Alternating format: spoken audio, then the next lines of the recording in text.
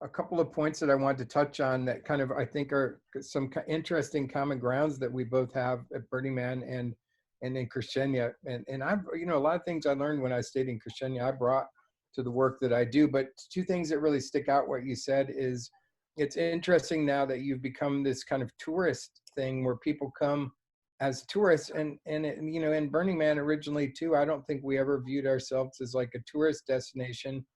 But you know, we've also struggled with how do we take folks who are coming as tourists and then indoctrinate those folks in the very short time that we have into Hmm. our culture, so that we Hmm. both struggle with that. Is how do you take people who come just as spectators, and it started out with our policy of no spectators, or the slogan no spectators, and how do you incorporate them into the culture? And then you're also, and just to throw these out here, I don't think we have time to debate them, but I also think that it's interesting how at first you guys were like the you know, a naughty child in the community there in Denmark, but now you're thought of as a cultural landmark. When we had our exhibit at the Renwick Gallery for the Burning Man exhibit right across from the White House, I had that same realization too, where I remember the first few years of participating in Burning Man, I thought, well, if we can get through 5 years of this and not end up in jail or, you know, incarcerated for these kind of activities, this will be a huge success.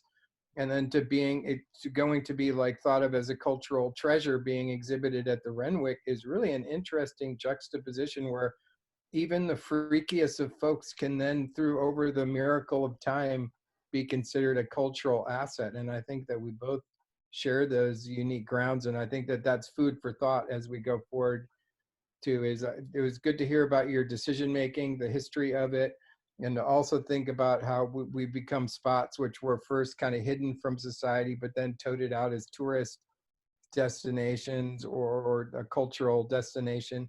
And then also how then we become cultural treasures after being the renegades for so long.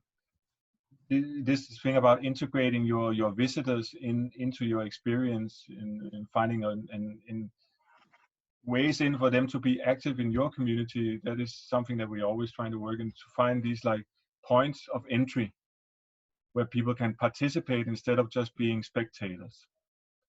And that is an ongoing thing, and it's a difficult thing because a lot of people just want to come and be spectators and not take part. But you have to leave a lot of gates open. You have to actually take some chances yourself as a community in order to allow people to take part in your community. So it's about this fine line of being open and closed at the same time.